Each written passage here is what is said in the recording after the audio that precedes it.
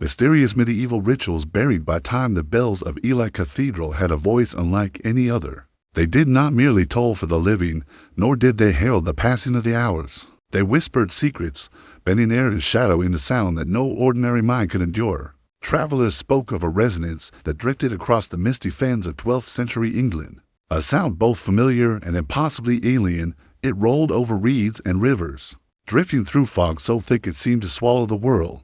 A call reaching out to ears that were not wholly human. Some claimed the bells rang on nights when no hand moved their clappers, as if drawn by some invisible summons. The monks of Ely said nothing, but the cathedral's walls seemed to lean close in silence, as if listening, guarding a secret older than the stones themselves. The cathedral rose like a sentinel from the marshes, spires stabbing through fog, their reflection trembling in the shallow waters below.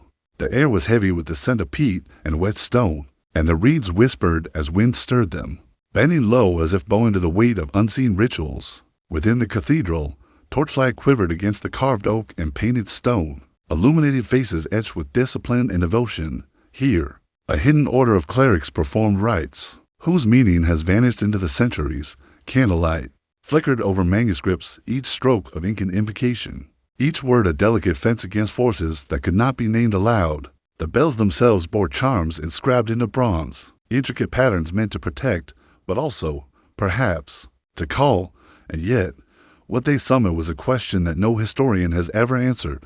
One night, according to a chronicler long lost to the annals of time, the monks descended into the cathedral's crypt, torches in trembling hands, chanting a tongue older than England itself. The sound of their voices mingled with the deep resonance of the bells above, producing a harmony both exquisite and terrible. By dawn, the bells had fallen silent, and the air of the fens felt heavier, as though the world had been holding its breath. When they rang again months later, their notes were hollow, imbued with sorrow, a resonance that lingered in the chest and clung to the mist.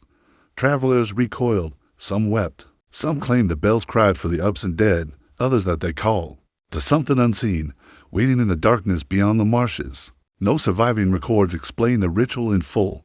The manuscripts are fragmented, torn by damp or time, leaving tantalizing hints of candles, crypts, and secret words. Scholars debate endlessly, was it protective magic, or a prayer gone awry? Did the monks succeed in commanding the sound, or merely invite something beyond their comprehension? The bell's strange silence became a symbol of the thin veil between mortal understanding and hidden worlds, a reminder that some forces do not yield themselves to scrutiny, and some rites were meant not for revelation, but for concealment.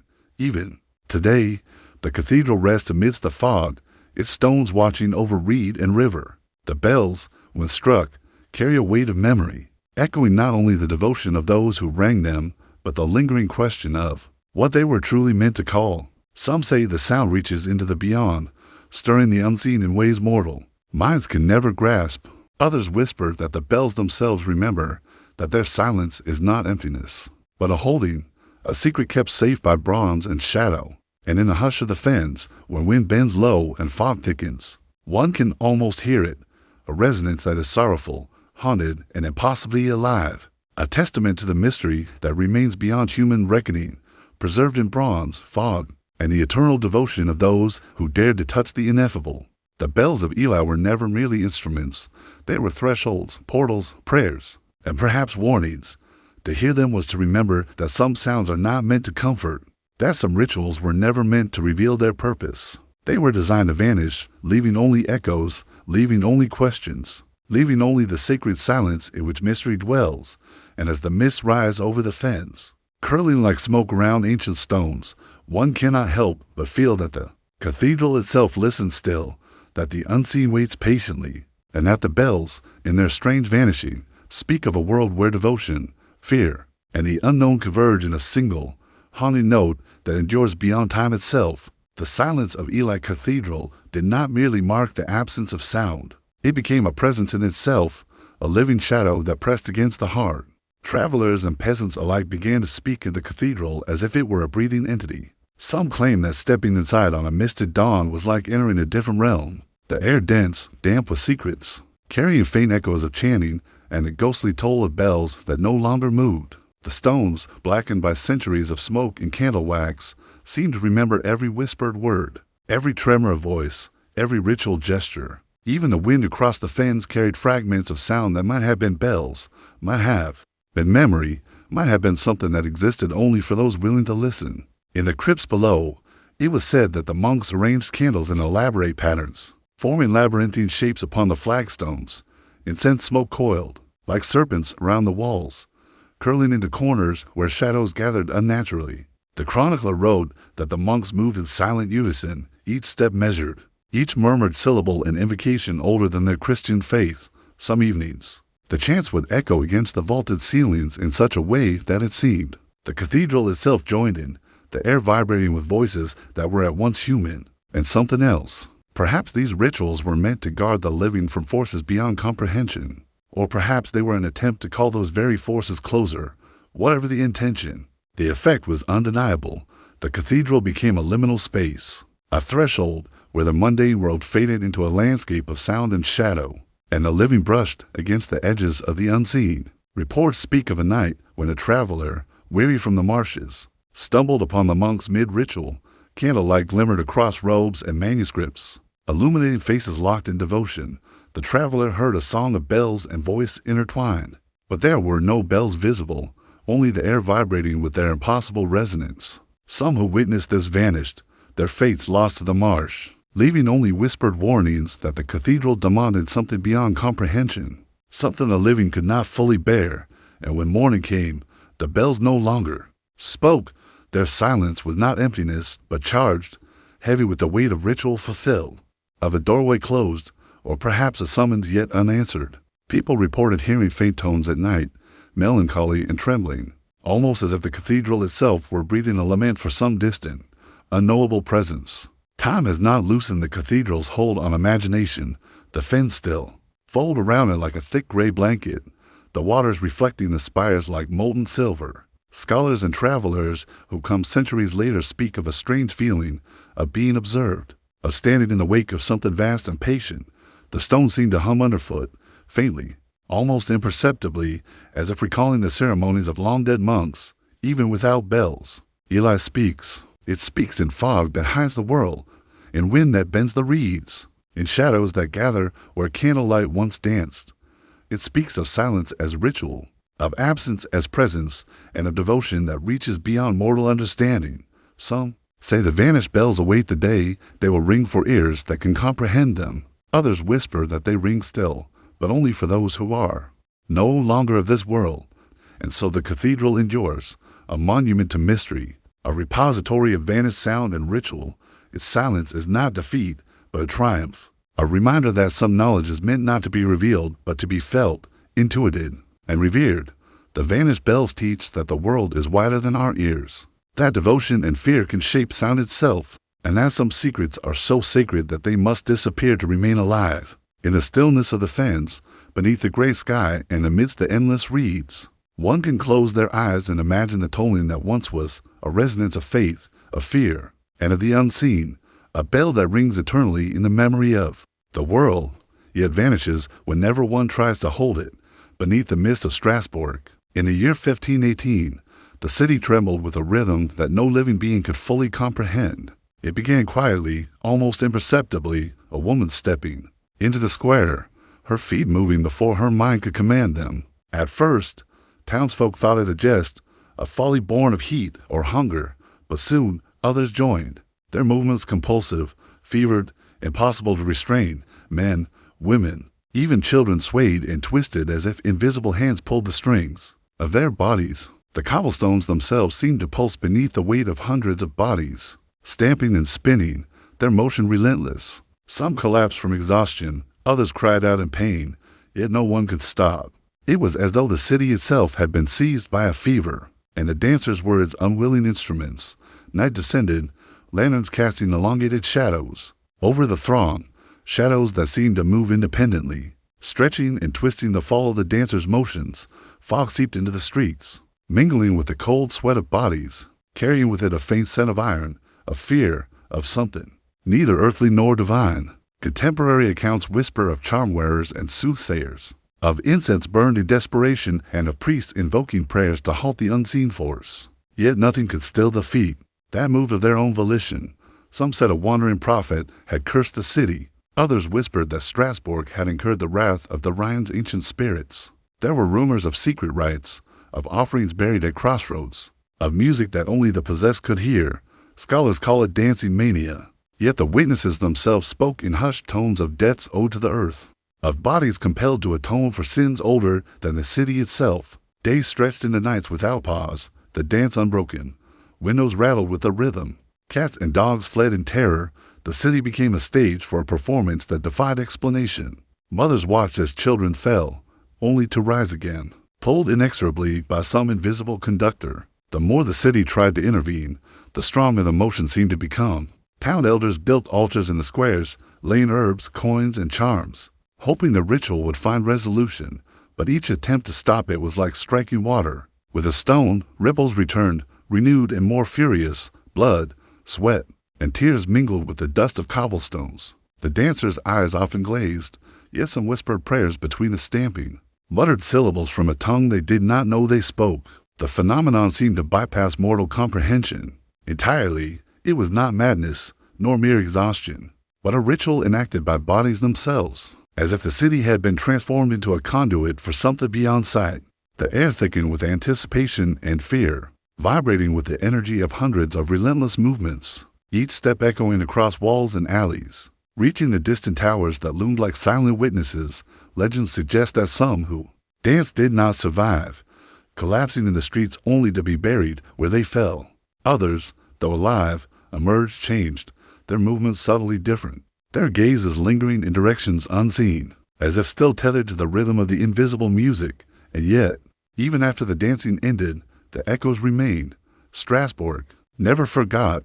Its canals carried whispers of motion, its fog seemed to sway at night, and local lore insisted that the spirits of the crimson dancers moved beneath the surface, stepping lightly where no human feet could tread. No physician, priest, or scholar could fully account for the phenomenon. It remains, in memory and myth, one of the most haunting spectacles of medieval Europe. It is a story of compulsion and mystery, of bodies becoming instruments of unseen forces, and of a city compelled to participate in a ritual whose origin, purpose, and conclusion remain shrouded in fog and fear. Even now, one can wander the old squares under the waning glow of lanterns, and imagine the stamping of countless feet, the rhythmic sway of bodies possessed by unseen hands, and the faint scent of incense mingled with the cold night air. The crimson dance was never merely a disease, never merely a mania, but a ritual writ large upon the streets, a testament to the enduring human connection to forces that cannot be named.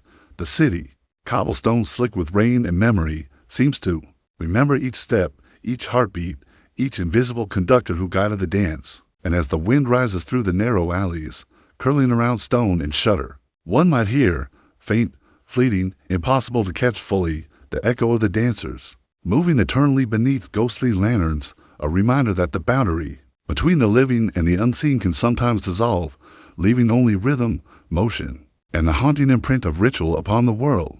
The winds of Brittany carried whispers long before the first humans traced the earth with ritual. In the waning glow of autumn, beneath a silvered moon that hung like a sentinel over the rolling fields, peasant communities would gather at the edges of their harvests. The air was thick with the scent of wet soil and the rustle of dying leaves, and the night seemed to hum with expectation. Candles flickered in small clay bowls, their light dancing across the ground, tracing shapes invisible to the casual eye but sacred to those who understood.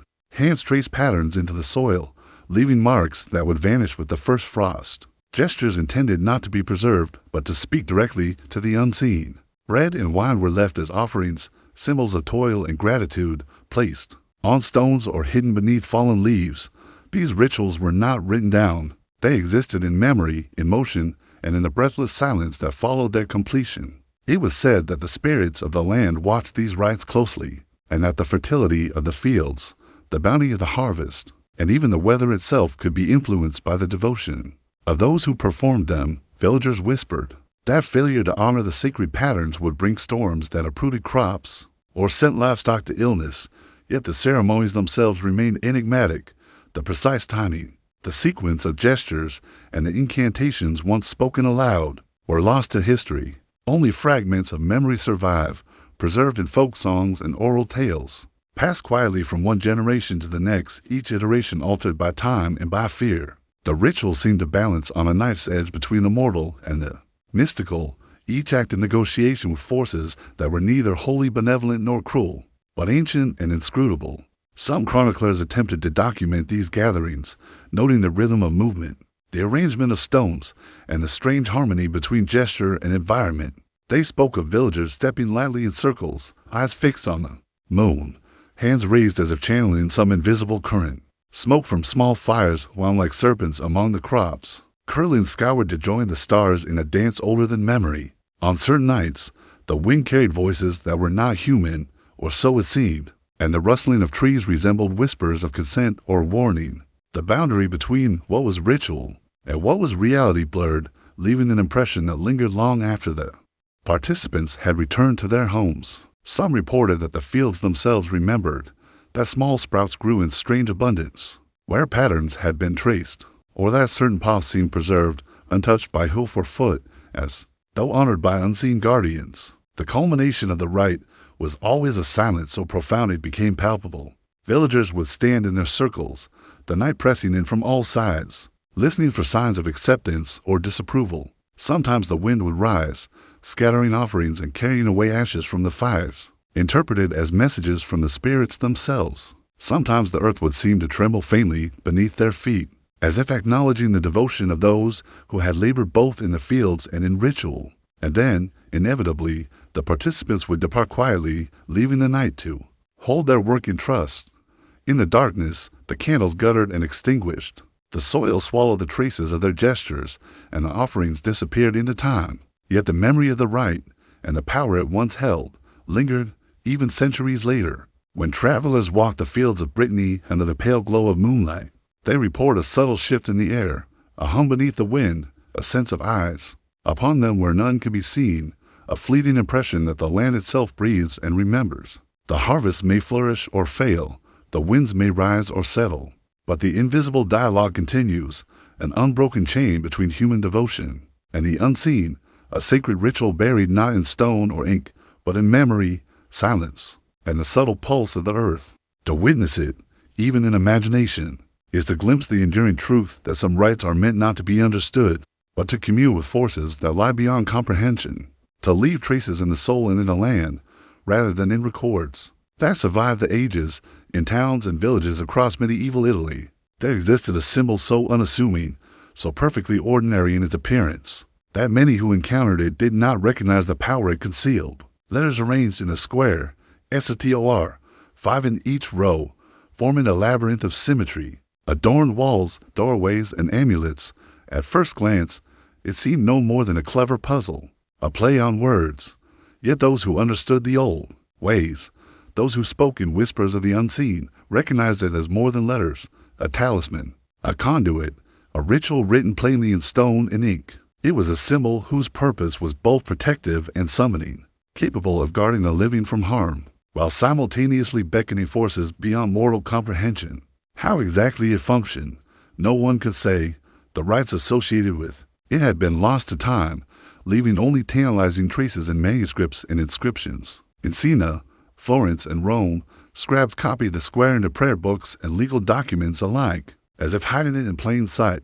Candlelight flickered across their desks, illuminating hands stiff with ink and devotion as they traced each letter with care. Some whispered aloud as they wrote, uttering syllables that might have been protective prayers or forgotten invocations, words that now echo only in the imagination. Others traced the square with salt upon thresholds, leaving it to ward the house against plague, pestilence, or misfortune. No two accounts of the ritual are identical, suggesting that much of its power resided not in the letters themselves, but in the intention of those who made them, the devotion of their hands, the concentration of their thoughts, the rhythm of their breath. Folklore recounts nights when the Seder Square seemed to hum faintly, the air vibrating with an energy that could not be measured or weighed. Doors once closed would shiver on their hinges, candles flickered even when untouched. The faintest echo of chanting rose in empty rooms. Scholars who studied the inscriptions centuries later described a sense of being watched, not by human eyes, but by something beyond comprehension, as if the square itself was alive, waiting for recognition, for devotion, for the careful tracing of hands and hearts aligned with unseen forces. It was a ritual in which intention and symmetry met, a choreography invisible to the untrained eye, performed not with grand gestures, but with quiet fidelity. An act of devotion that bridged the human and the divine, the seen and the hidden. No one knows how the rite began, or who first traced the letters into walls and soil. Some say it predates the churches that housed it, that it was a remnant of older rites, pagan in origin yet repurposed for Christian devotion. Others whisper that it was a bridge, a coded language meant to protect communities from spirits that walk between worlds, or perhaps to communicate with entities who would only answer to those who followed exacting ritual. In towns where the square was preserved, legends suggest that families prospered. In places where it was defaced or forgotten, misfortune crept quietly, like a shadow waiting for its moment. The pattern's geometry, so precise, so deliberate, carried a power beyond mortal measurement, a testament to the enduring human desire to connect with forces unseen, to enact a ritual that existed simultaneously in thought, hand, and symbol. As candlelight fades over the walls where Seder squares endure, one can imagine a scribe bent over parchment centuries ago, whispering words that no longer survive, tracing letters that summon protection, summoning entities that no longer answer. The square itself becomes a silent sentinel, holding the memory of devotion, of ritual, and of the unknown. Even when the letters are worn by time, their presence in the world is a reminder that some rituals need no audience, no recording, no witness but the intention of the human heart and the patient attention of the unseen. It is a rite both simple and profound, visible yet invisible, mundane yet ineffably potent. A symbol that teaches that protection, communication, and devotion need not always be loud, need not always be legible, but can exist quietly, persistently, and eternally in the spaces between letters, between walls, and between the living and the hidden. During the dark years of the Black Death, Europe trembled under a shadow far heavier than any king's decree. Cities emptied, fields lay fallow, and the air carried a stench that clung to stone and flesh alike. In this time of despair, bands of men began to move through villages and towns, their feet striking the cobblestones in measured rhythm, their flesh marked by crimson lines from whips they wielded against themselves. They were called the flagellants, men and boys, sometimes joined by women, who believed that suffering might appease the wrath of God, that blood drawn from their own bodies could shield the living from death's relentless hand. The processions were hypnotic, almost ritualistic, stretching over miles and hours, the chanting of prayers mingling with the wet thwack of leather against skin, creating a sound both terrible and holy, echoing through empty streets and across fields devastated by plague. The flagellants were both feared and revered. Townspeople watched as men moved in trance-like obedience, eyes glazed, lips murmuring prayers in tongues half forgotten. Some collapsed from exhaustion, skin raw and bleeding, yet rose again, compelled by a force beyond understanding.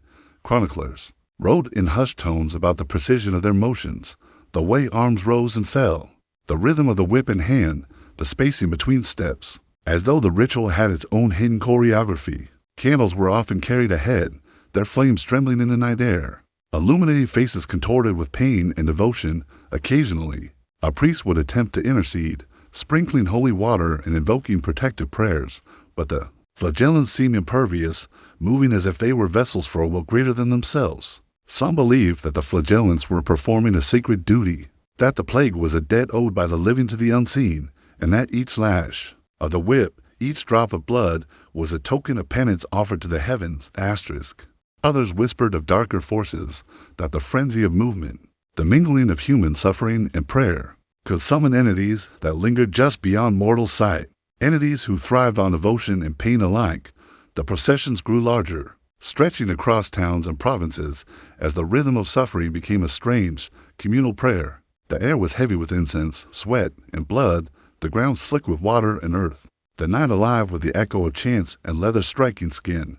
Even after the plague receded, the memory of the flagellants lingered. Streets where they had moved retained a peculiar hush at twilight, a resonance of rhythm that seemed to echo faintly through empty alleys. Some survivors claimed to feel the lingering presence of those who had walked before them, a spectral continuation of the ritual, a reminder that devotion and terror can intertwine into something eternal. The flagellants' dance of suffering was a ritual not merely of flesh, but of soul, a communion with forces unseen, a desperate attempt to impose human will upon the unknowable. In the centuries that followed, the flagellants became legend, a story repeated in chronicles and whispered in villages, Yet the essence of the ritual remains, preserved not in manuscripts, but in memory, a testament to the human capacity to seek control through pain, to enact devotion through suffering, to attempt communion with the unseen when the world itself seems to collapse. In the quiet of abandoned streets, beneath the gray sky and the whispering winds of old towns,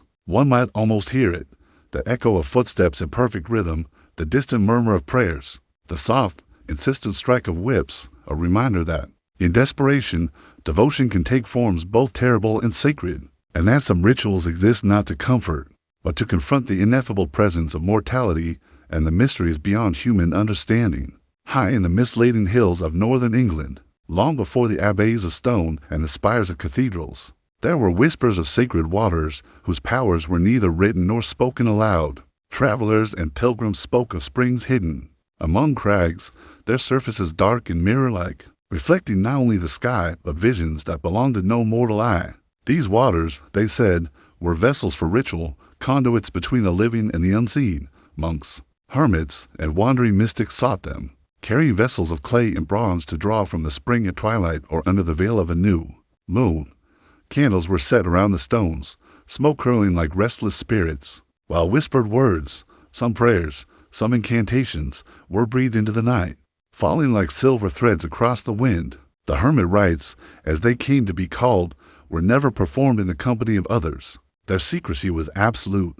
A hermit might descend into the valley as twilight bled into darkness, carrying only a staff, a bowl, and the weight of devotion. The rituals themselves were simple in gesture, but vast in intent. Water poured over hands, fingers tracing intricate patterns in the liquid surface, small offerings laid on moss-covered rocks, each one a prayer for guidance, protection, or knowledge of hidden truths. The air was thick with expectation, the silence of the hills so complete that even the rustling of leaves sounded intrusive. In the deepest part of night, the hermit might gaze into the water, seeing reflections that were not his own, shadows moving beneath the surface in response to gestures made with care, an interaction invisible to all but the initiated. Local villagers spoke of strange phenomena associated with these springs. Livestock that drank from them would grow stronger, crops nearest to the waters would flourish, and some reported hearing low, melodic murmurs carried on the wind, a song that might have been encouragement, or perhaps a warning. Chroniclers hinted at the rite's potency, but never described them in full. Leaving only fragments of description, he bathed his hands and spoke, and the shadows stirred. Wrote one, as if the water itself held memory. Another noted, the hill held him, and he held the hill, and all that passed between the two was neither word nor deed. These fleeting mentions hint at communion not merely with water, but with the hidden spirits of the land, forces older than the abbeys, older even in the villages that would one day claim dominion over the hills. It was believed that the hermit rites could summon visions, grant insight into futures yet unshaped, or even reveal truths that mortal eyes were not meant to see. Some who attempted the rites unprepared were said to vanish, leaving only whispers and ripples upon the spring. Others returned, their eyes altered, speaking in soft, reverent tones of forces they could not fully describe. Candlelight on the water seemed to shimmer with intent, as if the spirits of the hills themselves watched and responded. Every gesture, every incantation, every careful tracing of fingers. Through the liquid was a negotiation, an offering of devotion, a silent dialogue with what could not be named. The hermit rites endured, quietly, without spectacle. Even after the hermits passed and their footsteps faded into history, the springs remained, dark mirrors in hidden valleys, still carrying the memory of devotion and ritual. Modern wanderers may pass by, unaware of the invisible dialogue that continues beneath ripples of moonlight. The hills, the moss, the water, they retain an echo of those long-vanished ceremonies, a quiet hum that seems almost human in its cadence. One may linger beside the spring, breath shallow, senses alert, and feel a presence not entirely absent, a whisper of continuity, a subtle affirmation that the rites were neither folly nor illusion, but acts of communion, fragile and sacred, with forces older than any building or text. In the end, the hermit rites remind us that some devotion requires solitude, that some rituals exist not for recognition, but for resonance with the unseen, and that water, silence, and careful intention can hold memory longer than stone or manuscript. The hills still wait, the springs still shimmer, and in their quiet reflection, one may feel, if only for a moment, the enduring echo of faith, mystery, and the unseen hands that shape both water and soul. Beneath the towering walls of Carcassonne, where stone ramparts stretched like the bones of some ancient leviathan, the nights were thick with fog and the scent of rain-soaked earth. Travelers spoke of candles set in perfect circles upon the cobbled squares, their flickering flames casting elongated shadows that danced like restless spirits against the walls. Pilgrims and townsfolk alike whispered that these circles were more than devotion, they were ritual, a quiet communion with forces that no longer spoke to the living through voice, only through subtle, almost imperceptible gestures. The arrangements of wax, ash, and stone were precise, deliberate, each candle placed with the care of a scribe tracing sacred letters.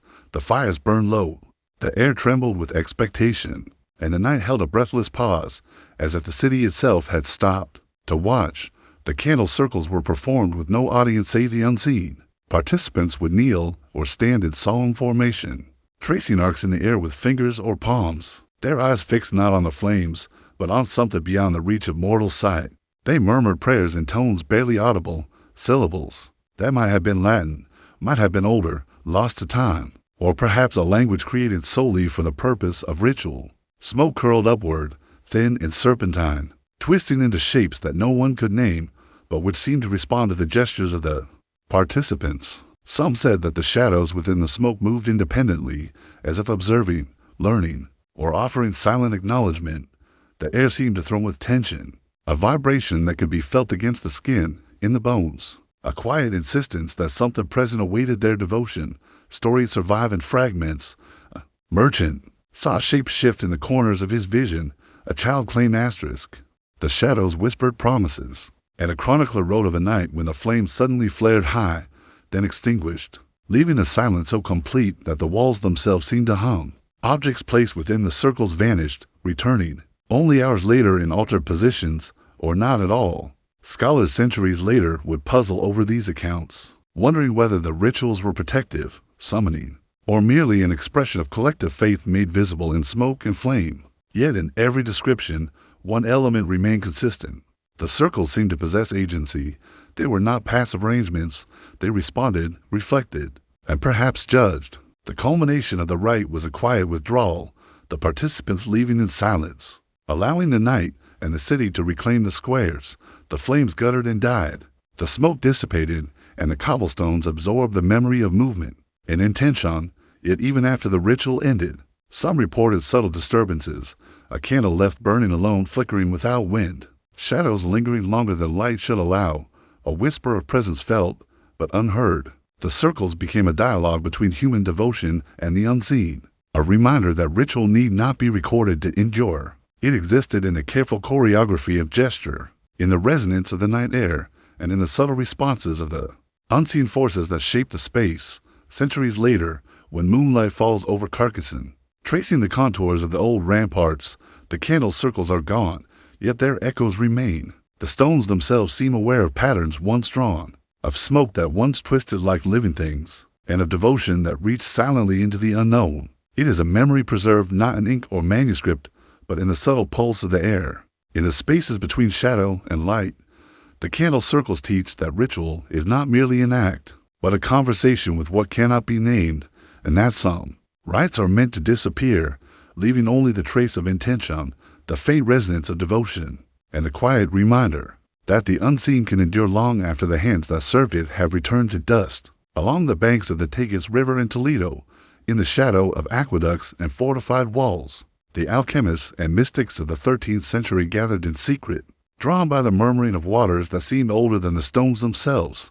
The river, wide and dark under the moon, carried more than reflection. It carried memory, a rhythm that echoed unseen currents, whispering of forces that could not be named.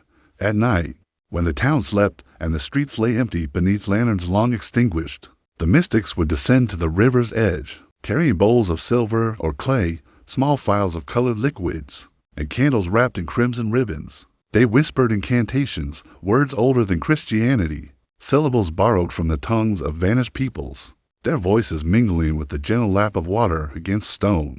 The rites were private, secretive, sacred, a communion with what was hidden in the flowing depths.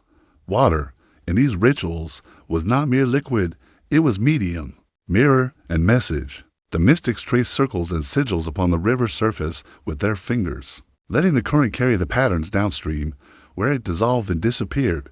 At times, colored liquids were poured into the water, forming ephemeral clouds that twisted and coiled in silent response.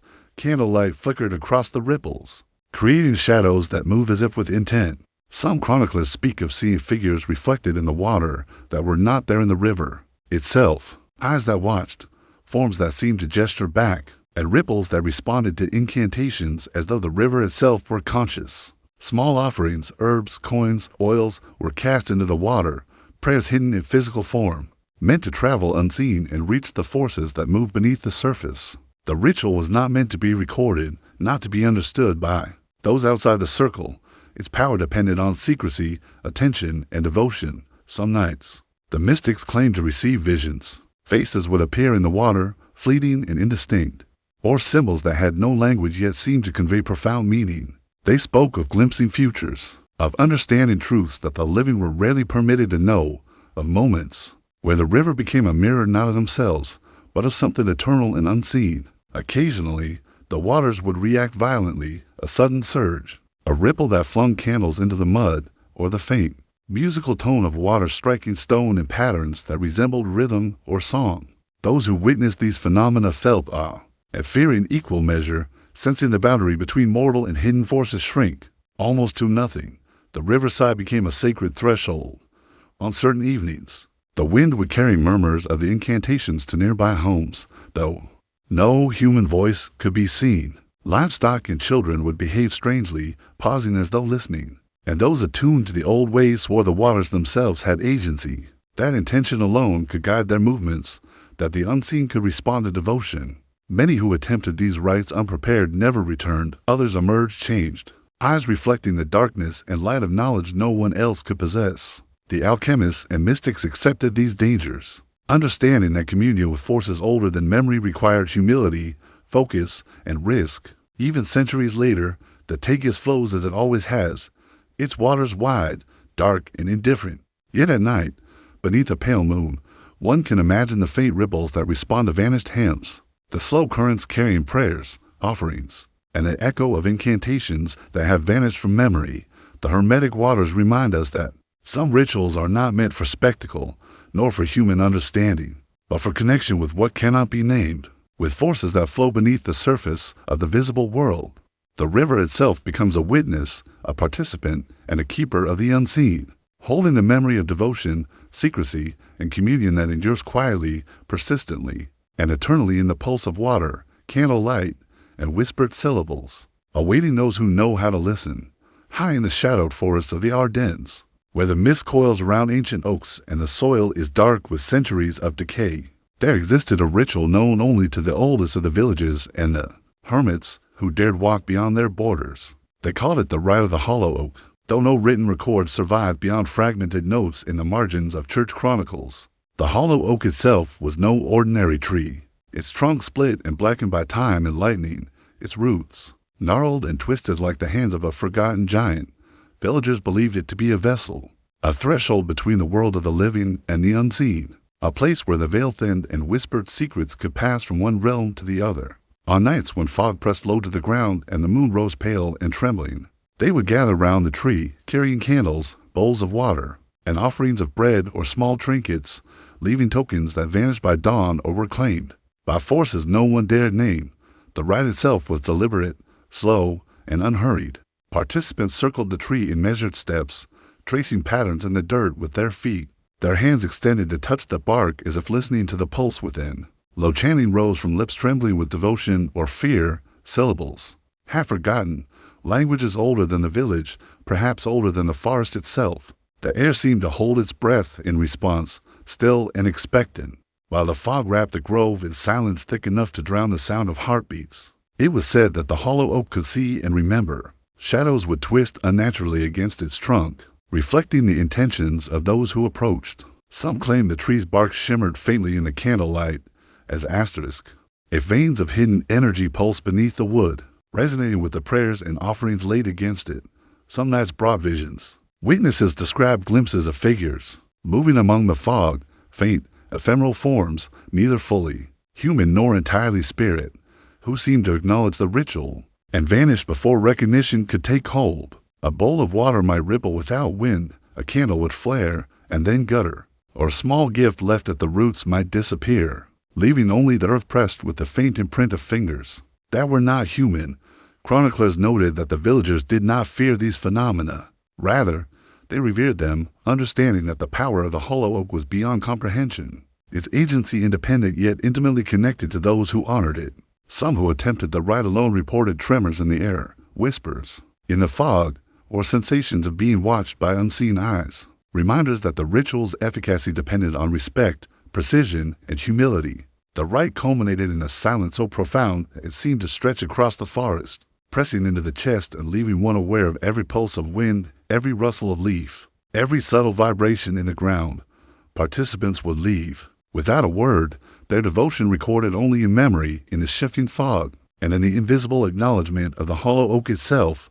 Some offerings remained days, some vanished instantly, and some were discovered altered, moved, or imbued with an energy that suggested forces beyond mortal ken. The hollow oak had a will, but it was patient, distant, and eternal, waiting for those who approached with reverence rather than arrogance, offering insight, blessing, or warning in forms too subtle to be measured, yet too persistent to ignore. Even centuries later, when travelers wander the Ardennes under a moon pale and trembling, the grove of the hollow oak holds a resonance beyond its physical presence. The mist still curls around the twisted roots, the air still carries the faint memory of incense, candlelight, and whispered prayers.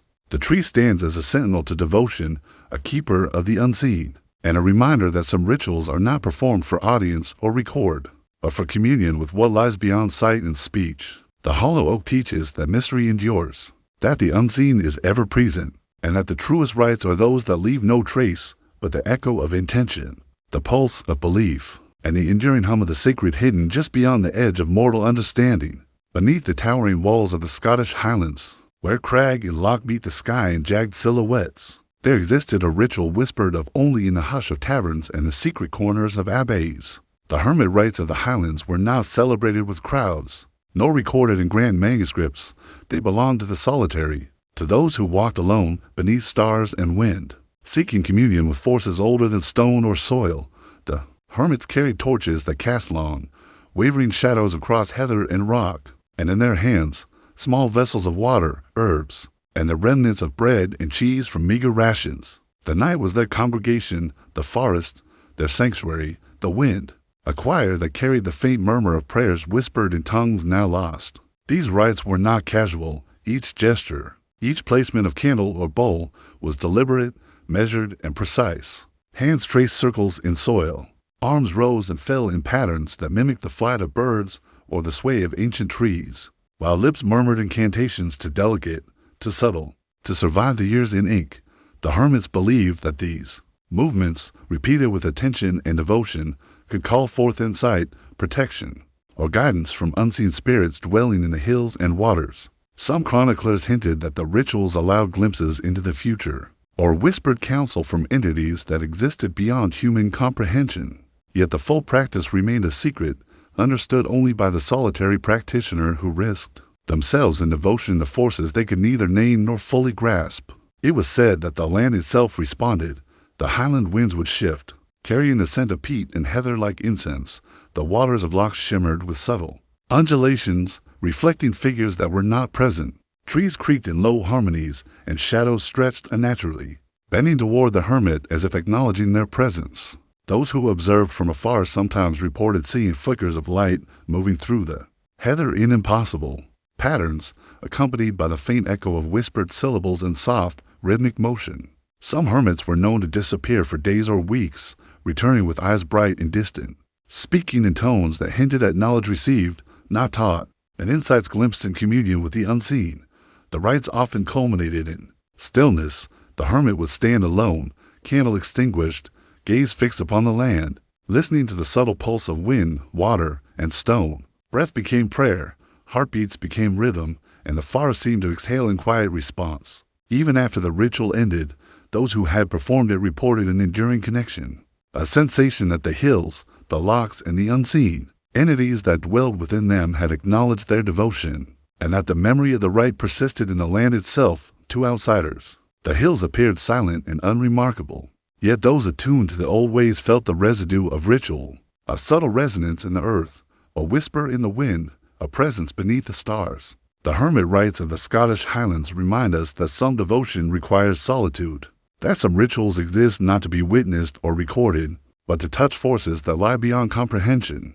Even centuries later, the hills seem to remember, the echo of steps tracing patterns in the heather, the flicker of candlelight reflected in locked waters, the soft murmur of incantations carried on the wind. In this quiet endurance lies their power, a connection to the unseen, a dialogue between human faith and ancient mystery, and a reminder that some rites are meant to vanish, leaving only the memory of intention and the enduring presence of devotion in the land itself. In the remote valleys of Bohemia, where rivers twist through forested slopes and mists gather like a living shroud, the villagers spoke in hushed tones of the blood harvest, a ritual performed once each decade under the waning crescent moon. The rite was not for the faint of heart. It was a ceremony designed to honor the old spirits of the land, those ancient forces that govern fertility, the cycle of life and death, and the unseen rhythms of the earth. Livestock would be brought to the stone circles at the valleys, heart offerings prepared from the fruits of the harvest, and candles set to mark the cardinal directions. The air was thick with the scent of damp earth, smoke, and the faint metallic tang of blood, a reminder of the devotion required to maintain balance between human life and the forces that moved unseen. The ritual itself was both solemn and exacting. Villagers traced intricate patterns in the soil around the stone circles, their feet imprinting the designs of ancestors long vanished. Priests and elders led chants in low, resonant tones, invoking protection and favor, words older than the churches that now overlooked the valley. At the center of the circle, a crimson line was drawn, sometimes with water mixed with herbs, sometimes with sacrificial offering, and participants knelt, hands pressed to the earth, whispering prayers that mingled with the wind and the low rumble of the river.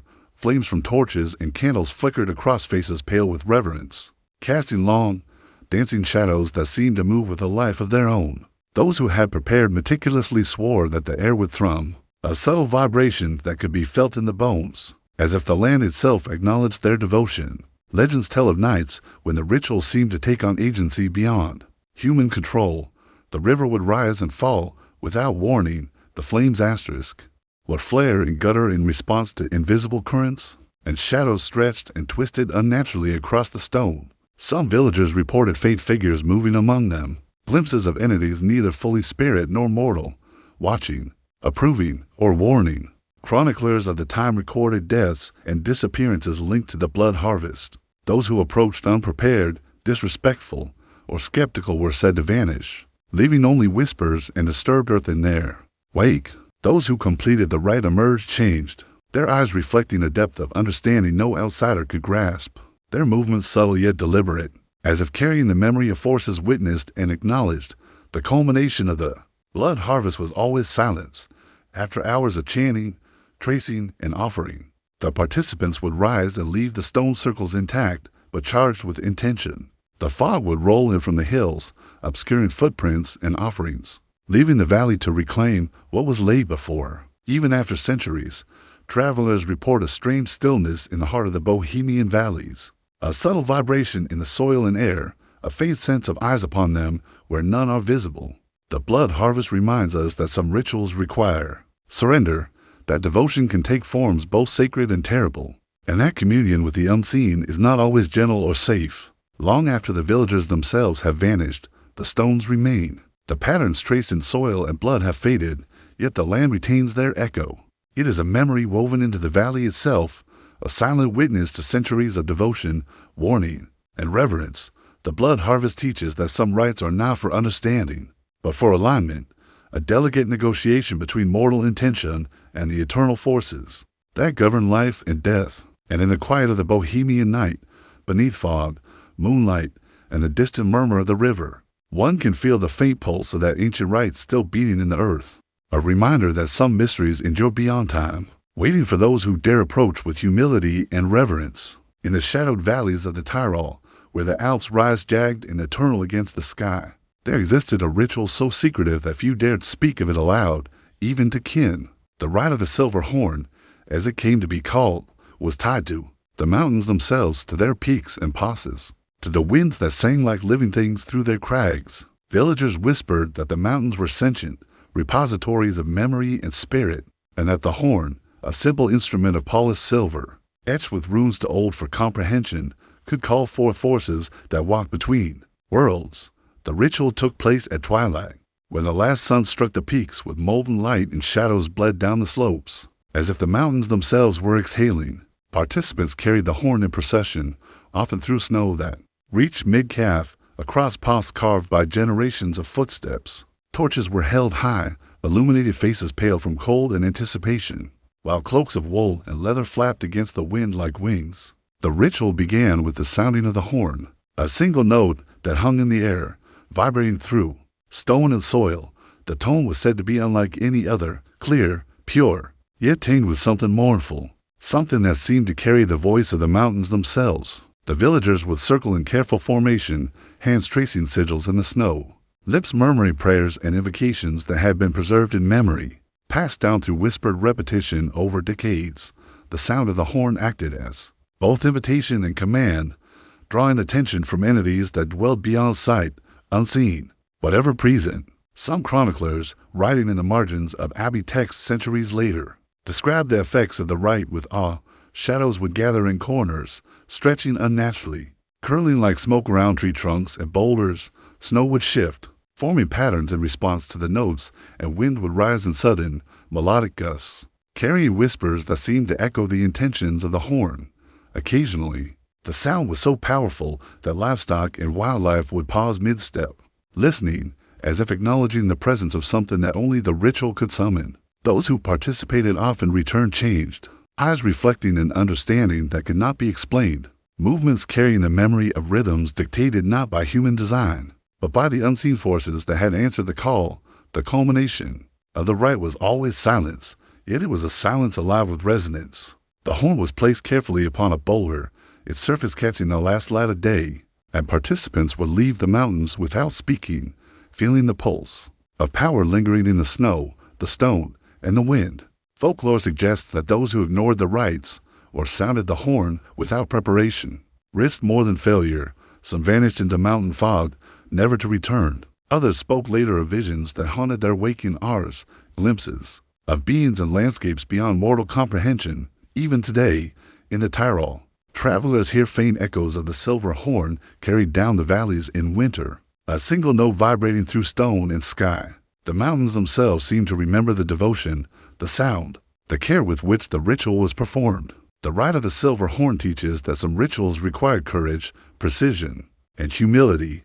That sound can summon as well as silence, and that communion with forces older than memory leaves traces in the world, not in ink, but in stone, snow, and the quiet pulse of the wind. In the hush of the alpine twilight, beneath peaks that scrape the heavens, one can almost hear it still, a note pure and mournful, a song of devotion, and a reminder that some mysteries endure beyond human time, alive in the resonance between the living and the unseen. Along the mist-shrouded shores of the Baltic Sea, where salt winds scar cliffs and the waves pound against blackened rocks, the villagers of Pomerania once performed a ritual known as the Midnight Fisherman's Rite. It was said that the sea itself was alive, older than the forests and mountains, its depths inhabited by beings who judged the living, the offerings, and the devotion they were owed. The rite was performed under the new moon, when the tide receded and left jagged stones exposed, revealing the hidden contours of the shore. Torches lined the sands, casting flickering light upon the black water, while small boats, carved from oak, bobbed like restless spirits, their sails furled, waiting for the ritual to begin. Participants approached with solemnity, carrying offerings of bread, fish, and small trinkets of iron or silver, leaving them in carefully arranged patterns upon the sand or within the boats themselves. The oldest among them, the keeper of rites, would lead chants in a tone both low and resonant, a language no longer spoken except in memory. Each syllable was precise, a call to forces that were said to linger just beneath the surface, listening, watching, discerning the intention of those who dared address them. Water, wind, and shadow became part of the ritual, shaping its progression and echoing the devotion of the participants back into the night. Even the gulls and the spray of the tide seemed to respect the rite, as if acknowledging an unseen hierarchy that governed all beneath the waves. Legends tell of nights when the sea responded. Small waves would rise without wind, curling toward the offerings. Boats would rock in time with the keeper's chant. Shadows along the cliff shifted unnaturally, forming shapes that suggested eyes, forms, or asterisk presences. Fishermen who performed the rite with care returned home unharmed, their nets filled with abundance, their families spared misfortune. Those who neglected the precise pattern of offerings or the cadence of the chant were said to encounter tempests, empty nets, or, in the most extreme cases, disappearances along the shoreline, leaving only disturbed sand and the whisper of waves in the wind. The ritual demanded devotion, humility, and awareness of forces far older than human settlement along the coast. The culmination was a silence so profound that it seemed to draw the night inward, pressing against ears, lungs, and heart alike. Torches were extinguished, the offerings left for the tide to reclaim, and the villagers would depart quietly, leaving the sands to absorb the memory of their gestures. Even long after the rite was completed, the shore would retain a subtle resonance, a hum in the air or vibration in the stones that spoke of communion with the unseen. To those attuned to the old ways, the Baltic at night still carries the memory of the rite, the echo of chants, the pulse of waves in rhythm with devotion, and the unseen eyes that continue to watch and judge. The midnight fisherman's rite teaches that some rituals are bound to place to the ancient memory of earth, water, and wind. They are not recorded in books, preserved only in tradition and reverence, living in the subtle pulse of tides and the silent response of forces that cannot be named. To walk the Baltic shores on a new moon is to step into the resonance of centuries of devotion, to feel the quiet power of a ritual that vanished from memory yet endures in stone, water, and air, a testament to the enduring dialogue between humans and the unseen, and to the fragile, sacred bridge that ritual builds between the living and the forces beyond sight. In the shadowed marshes of Flanders, where reeds sway like restless spirits and the mist clings to the water long after the sun has set, there existed a ritual known only to a few devoted villagers, passed quietly from one generation to the next. It was called the Rite of the Silent Lanterns, and it took place on the longest night of the year, when the darkness was said to be thickest and the veil between the living and the unseen thinnest. Torches and lanterns were carried carefully along narrow boardwalks and muddy paths, their light reflected in shallow pools, doubling and fracturing like spectral eyes. The ritual was not a spectacle, it was a sacred negotiation with the forces that watched from the reeds, the waters, and the low-hanging fog. Participants arranged lanterns in intricate patterns along the edges of the marsh, circling the pools, tracing spirals, and marking hidden channels with flickering flame. Each lantern was filled with oil scented with herbs, their light trembling as if alive, responding to the care with which it had been prepared. The eldest among them whispered prayers in voices so low that the mist seemed to carry the syllables outward, letting them mingle with the rustle of reeds and the distant hoot of an owl. The act of arranging the lanterns, placing offerings of bread, small coins, or tokens of iron beside them, was itself the ritual, a meditation performed in precise movement, in silent devotion, and in a patient awareness of the unseen presence that watched and perhaps judged. Stories tell of strange phenomena that accompanied the rite. The lanterns, once placed, would occasionally shift as if guided by invisible hands. Shadows flickered unnaturally, stretching across water and earth in ways impossible to reconcile with the dim light.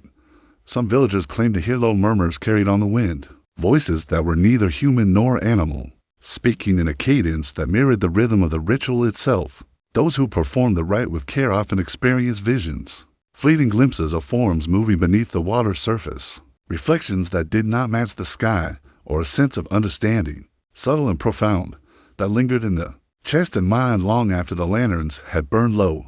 Those who failed to honor the procedure carefully, who neglected offerings or misaligned the patterns, were said to return home troubled, their dreams haunted, or their crops and livestock afflicted in subtle, inexplicable ways. The ritual concluded in a silence so deep it seemed to press against the ribs and lungs, a pause in which the marsh itself held its breath. The villagers would depart, leaving the lanterns to the night and the tides, the fog gradually reclaiming the patterns, the offerings, and the echoes of intention. Yet the marsh remembered. Long after the candles extinguished, the subtle hum of the ritual lingered in the water, the reeds, and the wind, an invisible record of devotion, careful attention, and communion with forces beyond comprehension. The rite of the silent lanterns endures in memory, a testament to the human desire to connect with the unseen, to negotiate with forces older than written time. It teaches that some rituals require not spectacle, but patience, not voice, but intent, and that even in their vanishing, they leave a resonance, subtle, enduring, and eternal, in the land, the air, and the soul of those who honor them. High on the rugged cliffs of Normandy, where it goes will endlessly against gray skies and the Atlantic crashes against stone, like ancient drums, there existed a ritual whose memory survives only in fragments and whispers.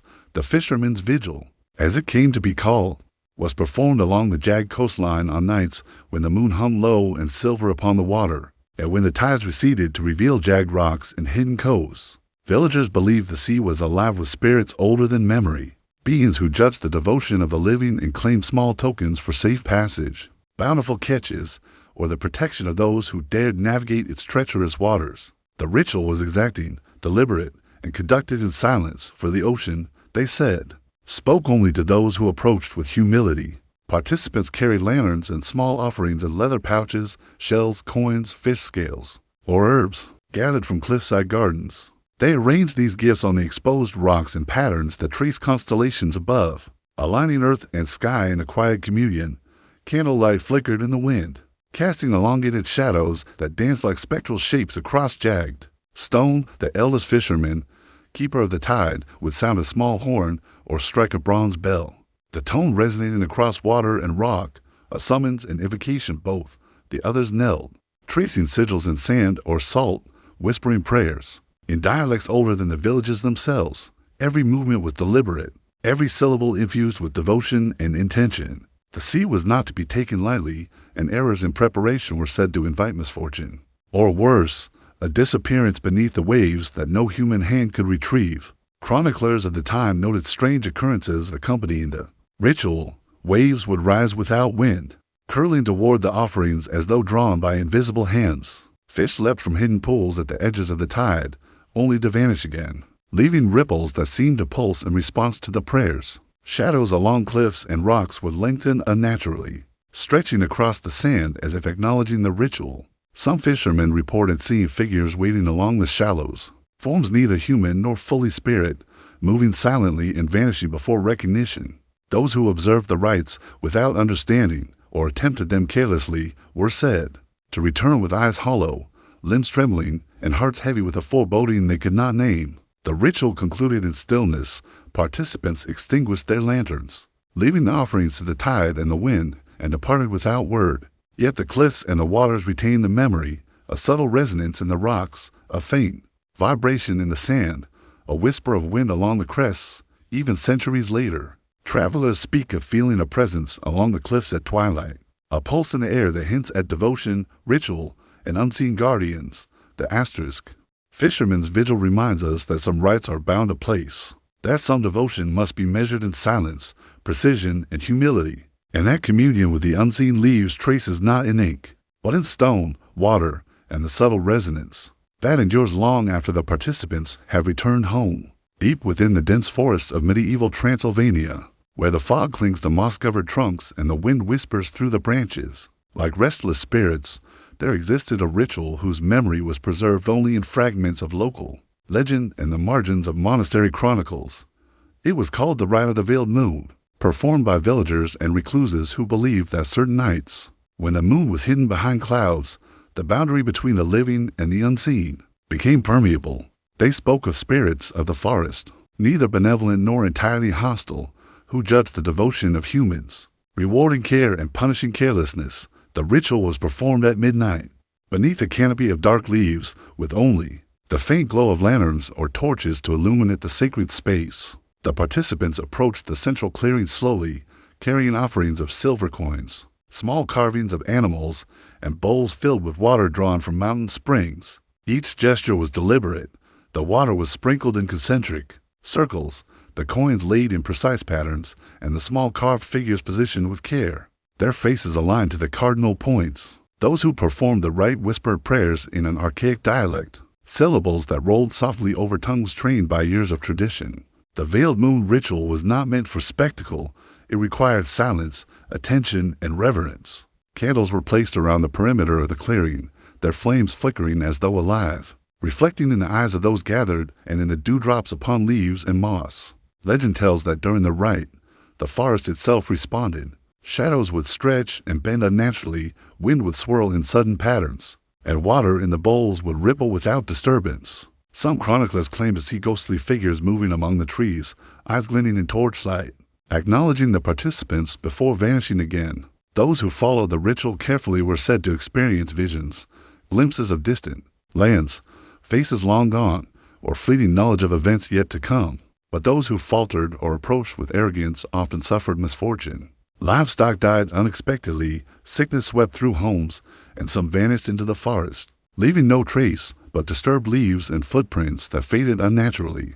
The rite concluded in profound silence. Lanterns were extinguished, offerings left for the unseen, and the participants departed slowly, leaving the clearing as if it had never been touched. Yet the forest retained the memory of the ritual, the subtle shift of shadows, the faint hum in the air, the whisper of wind through the branches. The rite of the veiled moon endured not as a spectacle or story, but as a quiet dialogue between humans and forces older than memory, an acknowledgement that some devotion must be invisible to be effective, and that communion with the unseen is measured in intention, humility, and precision. Even centuries later, travelers through the Transylvanian would speak of a strange resonance, a pulse beneath their feet and in the air, a faint sense that the forest remembers the rites performed beneath its ancient canopy and still waits, silently, for those who would honor it again. Along the mist-laden hills of Brittany, where the coastline is carved by relentless wind and the sea crashes against cliffs, like eternal drums, there existed a ritual shrouded in secrecy and memory,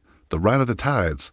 Villagers whispered that the sea was older than any village, older than stone or hearth, and that it held forces unseen, spirits that governed both fortune and misfortune, life and death.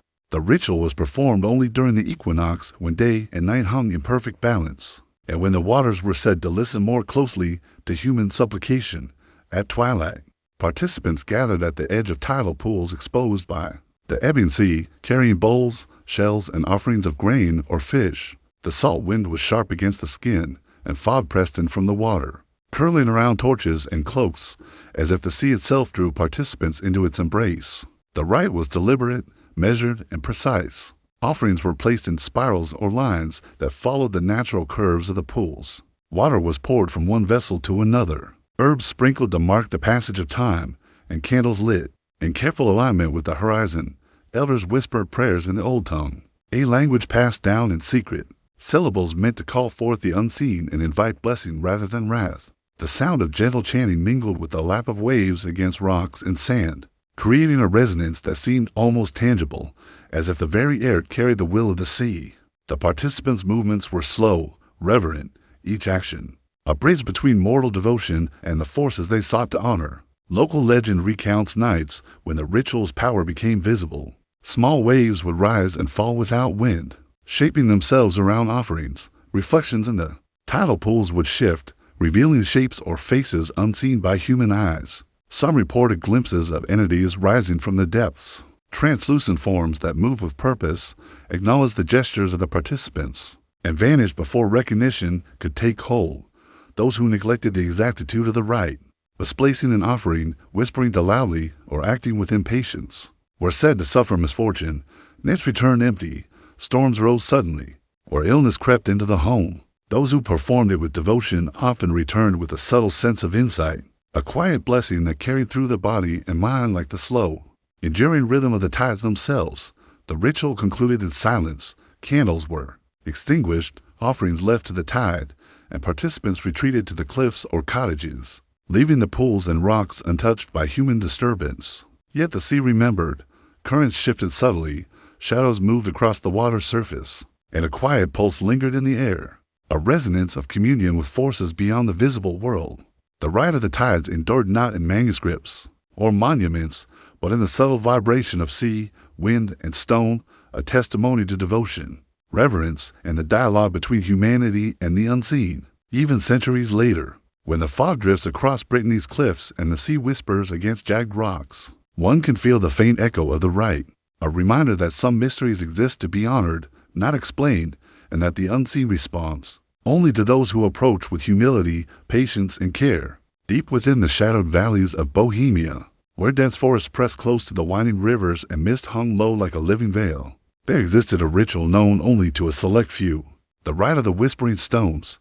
It was said that the land itself held memory. The ancient rocks were not inert, but repositories of voices, echoes of those long gone, and custodians of secrets too old to speak plainly. The ritual took place at twilight, when the last rays of sun kissed the treetops and shadows pooled across moss and lichen. Participants approached in silence, carrying offerings of grain, silver, and small carved figures of animals or ancestors, placing them at the base of stones that had been venerated for generations. The act of the ritual was deliberate, slow, and meditative. Hands would trace patterns in the dirt around the stones, or lightly tap the surfaces in sequences preserved only in memory. Candles were arranged to catch the fading light, their flames flickering like watchful eyes. Whispered prayers, almost inaudible, were uttered in dialects older than the surrounding villages. Syllables shaped by decades of repetition, the stones themselves were said to respond, vibrations moving subtly through the earth, shadows stretching toward those who showed proper respect, and the faintest hum that could be felt rather than heard asterisk. Chroniclers of the period recorded only fragments. The stones spoke in tremors, yet no voice was heard, one noted, leaving modern historians puzzled and unsettled. Legends tell that during the rite, some participants glimpsed figures among the trees, translucent shapes, neither fully human nor spirit, moving deliberately as if guiding or observing. Bowls of water placed at the stone's base would ripple without wind, and offerings sometimes vanished, later found rearranged in patterns more intricate than those laid by human hands. Those who observed the ritual with care were said to gain insight, a fleeting vision of events yet to unfold, or understanding of hidden currents in the land and community. Yet those who approached arrogantly or failed to honor the precise gestures were thought to incur subtle misfortunes, livestock weakened, crops blighted, or sickness creeping quietly into their homes. The ritual ended in profound silence. Participants would leave the stones as they found them, extinguishing candles and allowing the offerings to remain untouched, leaving the site for the earth and the unseen forces to reclaim. Even centuries later, travelers speak of a subtle resonance lingering near certain stones, a vibration beneath their feet, a faint sense of being observed, a whispering carried on the wind that seems to respond to movement and intention. The rite of the whispering stones reminds us that some rituals are not meant for display, that some devotion must be quiet, deliberate, and humble. It teaches that the unseen speaks in subtleties, that memory resides not only in stone and manuscript, but in intention, gesture, and respect, and that communion with forces older than humanity leaves an echo that endures beyond time. High in the remote valleys of the Apennines, where jagged peaks pierce the sky and fog drifts like living silk through pine forests, there existed a ritual so secretive that even its name survived only in whispered fragments, the rite of the Lantern Path.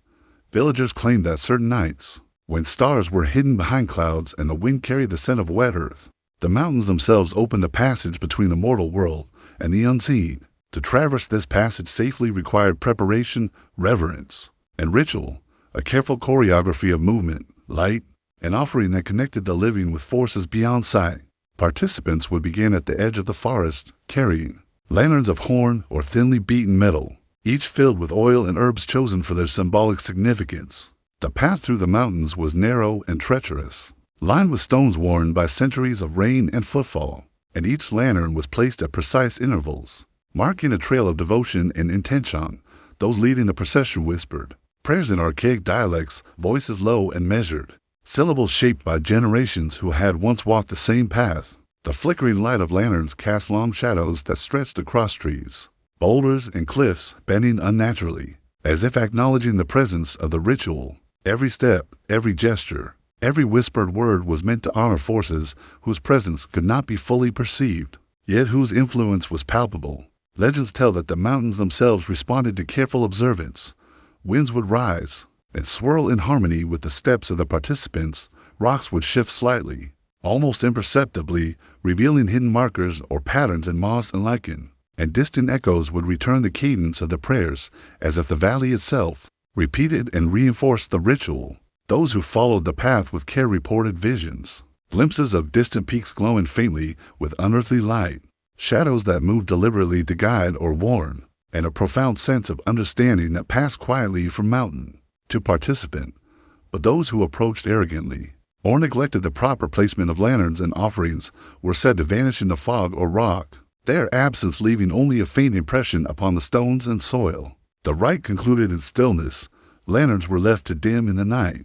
Offerings remained upon the stones, and participants returned quietly, leaving the path undisturbed. Yet the mountains retained the memory, subtle vibrations in the rocks, the faint shimmer of light in mist, and the whisper of wind that seemed to carry the echo of steps long past. The rite of the lantern path endured not in manuscripts or chronicles, but in the pulse of the earth, in the resonance of light and shadow, and in the quiet awareness of those who understood the necessity of devotion, precision, and humility. It teaches that some rituals are meant not to be witnessed but to be performed, that communion with the unseen demands respect and patience, and that even when the participants depart, the mountains remember, holding the ritual in silence, fog, and stone, awaiting those who would honor it again. Deep within the shadowed valleys of the Carpathians, where the forest thickens and sunlight barely touches the moss-covered floor, there existed a ritual known only to the oldest clans of shepherds and hermits, the rite of the shrouded flock. It was said that on certain nights, when the moon hung thin and pale above the peaks, the spirits of the land descended to watch over the livestock, to judge care and devotion, and to enforce a balance that no human law could command. The ritual took place in secret clearings, surrounded by towering pines whose needles whispered in the wind. Like voices of long-departed ancestors, the flock itself became part of the rite. Each animal considered a messenger, a participant, and a witness to the unseen forces at work. Participants approached with reverence, carrying lanterns, bowls of water, and herbs to scatter upon the ground. Small offerings of bread or salt were placed at the edges of the clearing, intended as gifts to the spirits that governed the valley. Each movement was deliberate. Hands traced sigils in the dirt. Lanterns were set in precise patterns, and voices murmured prayers in dialects older than the villages themselves. The shepherds believed that any deviation from the ritual could bring misfortune, a sudden illness in the flock, a predator drawn unusually close, or the faint but undeniable sense that the valley itself disapproved. Shadows stretched long across the clearing, flickering in response to candlelight, moving in ways that suggested awareness, and even the mist seemed to gather more densely around those who faltered in respect or attention. Legends tell of nights when the ritual's effect was unmistakable. The flock would stand perfectly still, eyes bright and focused, as if sensing the presence of something beyond the mortal eye. Figures, translucent and faint, were said to appear at the edges of the clearing, acknowledging gestures of devotion and vanishing before recognition could form. Some shepherds reported hearing whispers in the wind, syllables that mirrored their prayers, or seeing traces of light that moved independently of the lanterns, circling the stones and trees in patterns too deliberate to be accidental. Those who performed the rite correctly emerged with a profound sense of connection, a subtle awareness of the land, the animals, and the unseen forces that shaped their lives. Those who neglected care or precision often returned home unsettled, their flocks uneasy, or glimpses of shadow and light haunting their dreams. The rite concluded in silence. Lanterns were extinguished, offerings left undisturbed, and the shepherds departed, leaving the clearing to reclaim its stillness. Yet the forest retained a subtle resonance, the faint pulse of energy in the soil, the whisper of needles in the wind, and the enduring sense of eyes watching, listening, and remembering. The rite of the shrouded flock teaches that some rituals are not performed for spectacle, but for communion with what is unseen, that devotion requires patience, precision, and humility, and that even in absence, the land itself can remember, holding the echoes of reverence, caution, and care, silently awaiting those willing to honor it again. With what is unseen, that devotion requires patience, precision, and humility, and that even in absence, the land itself can remember, holding the echoes of reverence, caution, and care, silently awaiting those willing to honor it again. High atop the mist-cloaked hills of Galicia, where the wind tears across rocky outcrops and the scent of brine drifts from distant shores, there existed a ritual known only to a few secretive coastal communities, the rite of the fog bells. Villagers spoke of nights when fog rolled in thick and silent, obscuring paths, cliffs, and cottages alike, bringing with it a presence that could not be seen but could be felt to restless, observing force older than memory itself. The bells, small and cast from bronze, were carried to cliff edges, their surfaces etched with intricate symbols that no chronicler fully understood. It was said that the sound of these bells, when rung during the right hour, could call forth unseen forces guide lost souls, and placate spirits of the sea and wind who roamed freely along the coastline. The ritual began as participants, cloaked in wool and fur against the cold, approached the cliff edge in silence, carrying the bells, offerings of salt, herbs, and small pieces of bread. The air was heavy with the smell of wet stone, fog, and the distant brine of the ocean. Bells were arranged carefully along jagged outcrops, set to respond to wind or touch, each one symbolically placed to correspond with cardinal directions, or the unseen currents of the spiritual realm. Elders led chants in a tongue older than the villages themselves, low, melodic, and barely audible over the whispering wind. Each note from the bells was deliberate, a call and a prayer, designed to resonate with unseen listeners. Every movement, every breath, was measured, each gesture a bridge between mortal devotion and ancient, watchful forces. Legends tell of nights when the fog responded with subtle, uncanny phenomena. Shadows stretched unnaturally along rocks, curling. Toward the bells, the sound of the ocean seemed to echo the cadence of the ritual, and occasionally, figures of mist would appear briefly, acknowledging the participants before dissolving back into the fog. Those who performed the rite with care reported sensations of insight, a quiet connection to the unseen, and a sense that the fog itself carried their prayers to distant, hidden realms. But those who failed to respect the sequence or intent of the ritual were said to suffer misfortune. Boats capsized without cause, livestock disappeared, or the fog itself seemed to press oppressively, leaving hearts heavy with dread. The rite ended in silence, the bells left undisturbed, their tones fading with the ebbing fog, and participants would retreat slowly, leaving the cliffs and rocks to reclaim the ritual's memory. Yet the land retained the echo, subtle yet persistent, the faint vibration in stone, the whisper of wind through crags, and the shimmer of mist that seemed almost to pulse with unseen energy. The rite of the fog bells endures as a testament to devotion and precision, reminding us that some rituals are meant not for spectacle, but for communion, and that the unseen responds only to those who approach with humility, care, and respect. Even centuries later, on mist-filled nights in Galicia, one can feel the faint resonance of the bells, a soft, haunting reminder that some mysteries remain alive, carried in fog, stone, and wind, awaiting those who dare to honor them. Deep in the rolling hills and dense forests of medieval Bohemia, where rivers glimmered like liquid silver beneath the moon and the fog clung low to the earth, like a living shroud, there existed a ritual whose name was whispered only among the oldest villagers, the rite of the Iron Circle. It was said that certain nights, when the moon was veiled and the stars barely visible, a circle of iron could draw the attention of unseen forces, spirits, guardians, or entities that had lingered in the land long before human settlement. The ritual was performed in secret clearings, often near the confluence of two rivers or beneath ancient oak trees, whose roots were believed to carry the memory of the earth itself. Participants approached with reverence, carrying iron rings, bowls of water, herbs, and small offerings of grain or bread. Each ring was placed deliberately upon the ground, forming concentric circles whose geometry corresponded to the unseen currents of the land, preserved only in memory and oral tradition. Candles were positioned along the perimeters, their flames, small but unwavering in the damp air, reflecting in puddles and the eyes of those gathered. Elders whispered chants in a tongue so old that even scholars centuries later could only speculate at their origin. Every movement, every breath, every syllable was measured with care, for the rite demanded precision.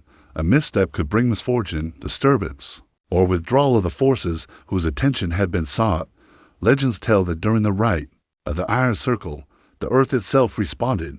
Shadows would lengthen unnaturally, twisting along roots and rocks, moving in ways impossible for the human eye to account for. Water in bowls would ripple without wind or touch, and the faint hum of unseen energy would rise in response to the precise placement of offerings. Occasionally, figures would appear at the edge of the circle, forms neither fully human nor spirit, acknowledging the devotion of participants before vanishing into the forest. Those who completed the ritual carefully were said to gain insight, subtle understanding of hidden currents in the land, a quiet sense of protection, or knowledge whispered in dreams. Those who faltered or acted with arrogance were believed to suffer ill fortune, illness, or strange, unexplainable accidents. The rite ended in silence.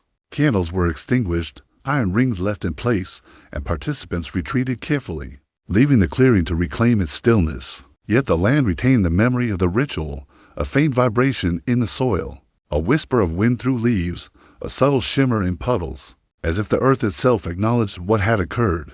The rite of the iron circle endures as a testament to devotion, precision, and humility, reminding us that some rituals are performed not for display, but for communion with the unseen. Even centuries later, those who wander the forests of Bohemia under a veiled moon sometimes report a faint resonance beneath their feet, a soft hum in the air, and the subtle sense that the land remembers, quietly awaiting those who would honor it again. In the shadowed valleys of the Carpathians, where the mountains rise jagged and gray against the sky and rivers wind like silver threads through dense forests, there existed a ritual whose memory survives only in fragments of whispered legend. The rite of the shimmering water. Villagers spoke of hidden springs, deep and cold, whose waters were said to possess a voice of their own, a voice that could grant insight, protection, or warning to those who approached with humility. The ritual was performed under the pale light of the waxing moon, when fog crept along the forest floor, weaving between trees and moss-covered stones, and the air carried the scent of earth, rain, and unseen flowers that bloomed in secrecy. Participants arrived quietly at the spring, carrying bowls, small offerings of bread, silver, or herbs, and lanterns to illuminate the dark water. Each gesture was precise. Water was poured into bowls in a measured flow. Prayers were whispered in the dialect of ancestors, and hands traced sigils along the wet stones surrounding the spring. Candles flickered in careful alignment, their light reflecting in the dark waters like miniature moons. Every movement, every breath, every whispered syllable was an act of devotion, a negotiation with forces whose presence could not be fully understood but whose influence was palpable. Even the slightest mistake, a misaligned offering or a hurried gesture, was believed to anger the spirits of the spring, bringing subtle misfortune or unease. Legends tell that during the rite, the water responded in ways both beautiful and unsettling. Ripples formed without wind, following the patterns traced by the participants. Shadows along the banks would stretch and bend unnaturally, sometimes coalescing into shapes that appeared almost human before dissolving. Some villagers claimed to hear faint whispers, carried across the surface, voices that repeated or completed the prayers in tones that were neither male nor female, neither mortal nor entirely spirit. Those who performed the rite with care often emerged with visions, glimpses of distant mountains, faces long dead, or knowledge of events yet to come. Those who faltered returned home uneasy, feeling the unseen weight of disapproval in the forests, the rivers, and even the air they breathed. The ritual concluded in silence. Bowls were left at the spring, lanterns extinguished, and participants departed, leaving the clearing to reclaim its quiet. Yet the spring retained the memory of devotion, the subtle movement of water, the faint shimmer along its surface, and the whisper of unseen presence that lingered in the mist. The rite of the shimmering water endures as a testament to humility, care, and the delicate dialogue between human intention and the unseen. Even centuries later, travelers in the Carpathians speak of springs that seem to shimmer with life, of water that murmurs to those who listen, and of a presence that remembers, patiently waiting for those who approach with respect and devotion. High in the windswept moors of northern England, where heather stretches in endless undulating waves and mist clings to the ground, like a living shroud, there existed a ritual so secretive that only a few villagers dared speak of it. The rite of the hollow oak. This tree, ancient beyond memory, stood alone on the crest of a hill, its gnarled branches reaching toward the sky like the hands of a long-forgotten god. Villagers believed the oak to be a guardian, a sentinel between the mortal world and forces older than kingdoms, older even than stone. The ritual was performed on the eve of the autumn equinox, when day and night hung in perfect balance, and when the winds carried whispers from realms unseen. Participants approached with deliberate care, carrying lanterns, bowls of water, herbs, and small offerings of bread, salt, and carved talismans. Each gesture was measured. Candles were placed in a circle around the tree's massive roots. Offerings, laid in precise patterns, and hands traced sigils in the soil, following the instructions preserved in memory from generations past. The eldest among them, keeper of the rite, led chants in a tongue no longer spoken outside the moor. Low and melodic, their cadence slow and hypnotic, echoing across the heather. Every breath, every movement, was a prayer, a bridge between mortal, devotion, and unseen guardians, and the ritual demanded both precision and reverence. Legends tell that during the rite, the oak itself responded. Shadows twisted along its trunk and branches, bending and stretching as if alive, while the wind carried faint murmurs that mirrored the participants' prayers. Leaves would shimmer even without breeze, reflecting lantern light in ghostly patterns. Occasionally, observers reported glimpses of translucent figures at the edges of the clearing, moving deliberately to acknowledge the ritual, then vanishing as if the tree itself had guided them back into the forest. Those who performed the rite with care were said to gain insight, protection, or subtle understanding of the moor and the hidden currents of the land. Those who faltered or approached with arrogance risked misfortune, illness, sudden storms, or the inexplicable disappearance of livestock. The ritual ended in profound silence. Lanterns were extinguished, offerings left untouched, and participants departed slowly, leaving the hollow oak and surrounding moor to reclaim the memory of what had occurred. Yet the land remembered the subtle shift of shadows, the faint resonance in soil and roots, the whisper of wind through heather, all bearing the echo of devotion. The rite of the hollow oak teaches that communion with the unseen requires patience, humility, and care, that some mysteries endure beyond human observation, and that even when participants depart, the land itself continues to hold the memory of ritual, silently waiting for those who would honor it again. In the fog-drenched lowlands of medieval Denmark, where the marshes stretch like endless mirrors and the wind carries the scent of brine and decay, there existed a ritual known only to the fishermen and villagers who lived along the waterways. The rite of the veiled, or it was said that the waters were alive, older than human settlement, and that beneath the reeds and mud dwelt spirits who demanded respect, devotion, and precise offerings. The ritual was performed at the dead of night, when the moon hung thin and pale over the mist, and the channels and rivers seemed to vanish into shadow. Participants approached in silence, carrying small boats, bowls of water, offerings of fish, herbs and coins, and lanterns to illuminate the channels. Each boat was placed carefully upon the water, laden with offerings arranged in intricate patterns only understood by those who had been trained for generations. Lanterns were set to float beside the vessels, their reflections shimmering in the dark waters like twin moons, casting long, trembling shadows across the reeds. The eldest among them, keeper of the waters, led the chants in a dialect that had faded elsewhere, syllables low and melodic, carrying across the marsh in a rhythm, meant to summon, appease, and protect. Every gesture, every breath, every careful placement of the offerings was a bridge between mortal hands and forces unseen, demanding reverence, precision, and humility. Legends tell of nights when the water itself responded to the rite. Boats would drift with unseen currents, ripples would form patterns mirroring the offerings, and shadows along the reeds would twist unnaturally, sometimes coalescing into forms that seemed alive. Some villagers claimed to see translucent figures moving beneath the water or along the marsh, watching and acknowledging the devotion of those who honored the ritual. Those who performed the rite with care often returned with an uncanny sense of insight, visions of tides, currents, or events yet to come. Those who approached carelessly, however, risked misfortune. Storms rose without warning. Nets came up empty, or the water seemed to whisper disapproval in the night wind. The rite concluded in silence. Lanterns were extinguished, offerings left upon the boats or water, and participants withdrew slowly, leaving the marsh to reclaim its quiet. Yet the land and water retained the memory, subtle vibrations along the channels, ripples echoing patterns of devotion, and the faint sense of eyes watching beneath the surface. The rite of the veiled or endures as a testament to devotion, patience, and reverence, reminding us that some rituals exist not for spectacle, but for communion, and that even in absence, the unseen remembers, waiting silently for those who would honor it again. Amid the windswept cliffs and shadowed forests of the Scottish Highlands, where mist coils like living serpents around crag and glen, there existed a ritual whose name survives only in fragments. The rite of the starlit cairn. It was said that the stones, piled high in carefully measured stacks across the hills, were older than villages, older than kings, and that they held memory, power, and presence. On nights when the stars were veiled by clouds and the wind carried a biting chill from the north, villagers believed the cairns could be awakened, communicating with forces unseen, guiding the living or protecting them from curses that lingered in the land. Participants approached in silence, carrying bowls of water, small offerings of bread, herbs, and pieces of iron or silver, and lanterns to illuminate the uneven ground. Each cairn was circled with reverence, offerings placed at precise points, and hands tracing sigils in the earth, following patterns preserved in memory for generations. Elders chanted in dialects no longer understood by outsiders, syllables low and melodic, rising and falling in rhythm with the wind and the distant crashing of waves on the coastline below. Every movement was deliberate, every breath measured, for the ritual demanded absolute care.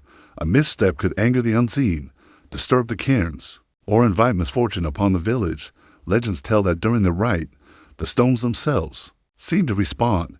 Shadows shifted unnaturally, stretching across moor and glen. Lantern light danced along the edges of the cairns, forming shapes that were not human, not fully spirit, yet attentive to the ritual. Some villagers reported seeing glimpses of figures among the stones, translucent, deliberate, observing the precision of their devotion before dissolving into the mist. Water in the bowls trembled without touch, and faint hums could be felt in the ground, subtle vibrations that seemed to echo the cadence of chants and movement. Those who observed the rite with devotion were said to gain insight into the land, into hidden forces, or even into the intentions of neighbors and strangers. Those who faltered risked illness, storms, or an uneasy feeling that followed them. Through the mist, as if the stones themselves remembered the error, the ritual ended in silence. Lanterns were extinguished, offerings left undisturbed, and participants withdrew carefully, leaving the cairns to reclaim their stillness. Yet the land remembered, the pulse beneath the feet, the whisper of wind along stone, the faint shimmer of mist over the moors, all carrying the resonance of human devotion. The rite of the starlit cairn endured as a testament to patience, humility, and the quiet dialogue between the living and the unseen. Even centuries later, travelers through the Scottish Highlands speak of a subtle presence, a hum in the air, a feeling that the stones watch and remember, silently awaiting those who approach with care and reverence. In the remote valleys of the Tyrol, where jagged peaks pierce the clouds and the wind carries the scent of pine and cold stone, there existed a ritual known only to a few mountain dwellers, the rite of the frosted mirror. Villagers whispered that certain lakes, hidden deep within the alpine forests and fed by melting glaciers, were not mere water, but gateways to unseen realms, mirrors reflecting both the living and the spirits that lingered beyond sight. The ritual was performed during the heart of winter, when the ice was thick, the sun a pale disk in the sky, and the air sharp and biting. Only those with careful preparation dared approach, for the lake was said to judge intent, devotion, and respect. Participants moved silently across frozen ground, carrying bowls of water, lanterns, small offerings of bread, silver coins, and herbs meant to preserve clarity and protection. Each step was deliberate, leaving precise footprints upon the snow, and each placement of offerings was measured to honor both the lake and the unseen forces it contained. Candles were set along the shore, their flames dancing against the icy surface, reflecting back like twin moons suspended upon the water. Elders intoned chants in archaic dialects, syllables low and melodic, designed to harmonize with the wind and the whisper of the ice, to open a dialogue between human devotion and the unseen presences beneath the frozen surface. Every gesture, every breath, every murmured prayer carried weight, for the ritual demanded absolute precision, humility, and patience. Legends tell that during the rite, the lake itself responded. Ice would shimmer with colors unseen in daylight. Ripples would appear in perfect symmetry, and shadows cast by the lanterns would stretch and twist unnaturally across the snow and stone. Some villagers claimed to see translucent figures glide across the ice or along the tree line, acknowledging the ceremony before vanishing like mist in sunlight. Those who performed the ritual with care often returned with visions, glimpses of distant mountains, knowledge of hidden paths, or subtle understanding of human and natural forces. Those who approached hastily or with arrogance risked misfortune, falls, illness, or the sense that the wind and ice were watching and displeased. The ritual concluded in profound silence. Candles burned low and were left to extinguish on their own. Offerings remained upon the frozen shore, and participants departed quietly, leaving the lake to reclaim its stillness. Yet the presence endured, a subtle vibration in the ice, a faint shimmer across its surface, and a whisper carried on the wind. The rite of the frosted mirror survives as a testament to devotion, care, and the dialogue between the living and the unseen. Even centuries later, travelers speak of a strange resonance upon alpine lakes, a silent pulse that honors those who approach with humility, precision, and reverence, and remembers those who dared to look beyond the surface. In the remote forests of Saxony, where ancient oaks and pines rise like cathedral spires and the fog winds through the undergrowth, like a living river, there existed a ritual known only to a small, secretive sect of villagers, the rite of the hollow flame. It was said that fire could speak to forces unseen, that its flickering light revealed more than the eye could see, and that to approach it without care invited misfortune. The rite was performed deep in the forest on nights when the moon was hidden behind clouds, and the wind carried a biting chill, the air thick with the scent of wet earth, pine resin, In smoke, only those trained in the old ways could participate. For the fire demanded precision, patience, and reverence, participants approached in silence, carrying lanterns, bowls of water, small offerings of bread, herbs, and iron talismans, and kindling to feed the central flame. The fire was built within a hollowed-out stone circle, ranged so that smoke and light intertwined, casting moving shadows that seemed alive. Each participant had a role, tending the flame, tracing sigils in the dirt with careful hands, or placing offerings in patterns meant to honor unseen watchers. Elders intoned chants in a language older than the surrounding villages, syllables low and melodic, their cadence blending with the whisper of wind through branches. Every gesture, every breath, every flick of hand was an act of devotion, a bridge between mortal intention and forces older than memory. Legends tell that during the rite, the flame itself responded, shadows stretched and twisted, moving independently of the participants. Sparks would rise and linger in the air, forming faint shapes that some claimed resembled faces or figures observing the ritual. Those who performed the rite carefully reported visions, fleeting glimpses of distant forests, hidden pathways, or knowledge of events yet to unfold. Those who faltered spoke too loudly, or misaligned offerings were said to experience misfortune, illness, accidents, or a subtle, lingering unease as if the forest itself disapproved. The ritual ended in silence. Flames were left to die naturally. Offerings remained within the stone circle, and participants withdrew slowly, leaving the clearing to reclaim its quiet. Yet the forest retained the memory, a faint warmth in the air, the subtle shimmer of light along leaves, and the lingering hum of devotion in the earth. The rite of the hollow flame endures as a testament to humility, patience, and reverence. Even centuries later, those who wander the Saxon forests on moonless nights speak of a subtle presence, a resonance in the air, and the sense that the forest remembers, quietly observing those who approach with care, silently honoring the devotion of the past. High atop the windswept plateaus of the Scottish borders, where craggy hills meet restless skies and fog drifts like silver threads over heather, there existed a ritual, whose memory lingered only in the whispers of elders and the edges of fragile manuscripts, the rite of the twilight horn. It was said that on nights when day and night hung in delicate balance, and the sun sank behind distant peaks without casting its usual glow, a horn could awaken forces older than the land itself, spirits, guardians, and echoes of lives long past. The ritual was performed on the highest ridges, where the air was thin, cold, and sharp, and where the wind carried voices from unseen realms. If one listened closely, participants approached with solemn care, carrying the horn, small offerings of bread, herbs, coins, and lanterns to pierce the gathering gloom. Each gesture was deliberate. Bowls of water were set upon stones, offerings arranged in patterns known only to those trained in secret, and hands traced sigils in the soil or on rocks. The horn was placed at the center of the circle, its mouth aimed toward the valley below, where the wind could carry sound across ridge and glen. Elders intoned prayers and chants in a dialect older than nearby villages, syllables slow and melodic, their cadence echoing across hills and cliffs. Every breath, every movement, every whispered word carried weight, for the rite demanded humility, precision, and respect. Any error could anger the unseen, disturb the delicate balance, or invite misfortune. Legends tell that during the ritual, the horn responded in kind. Its sound, when blown, resonated beyond ordinary hearing, vibrating through stone, soil, and air. Shadows stretched along cliffs and rocks, bending unnaturally, and sometimes figures appeared, translucent, deliberate, observing the ceremony before dissolving into fog. Some participants reported visions, faint glimpses of ancient dwellings, the faces of ancestors, or paths and choices yet to unfold. Those who performed the rite carefully were said to gain insight into the unseen, subtle protection or understanding of forces that govern the land. Those who faltered risked illness, accidents, or the unnerving sensation of being watched long after leaving the ridge. The ritual concluded in profound silence. Lanterns were extinguished, offerings left undisturbed, and the participants departed slowly, leaving the ridge to reclaim its quiet and solitude.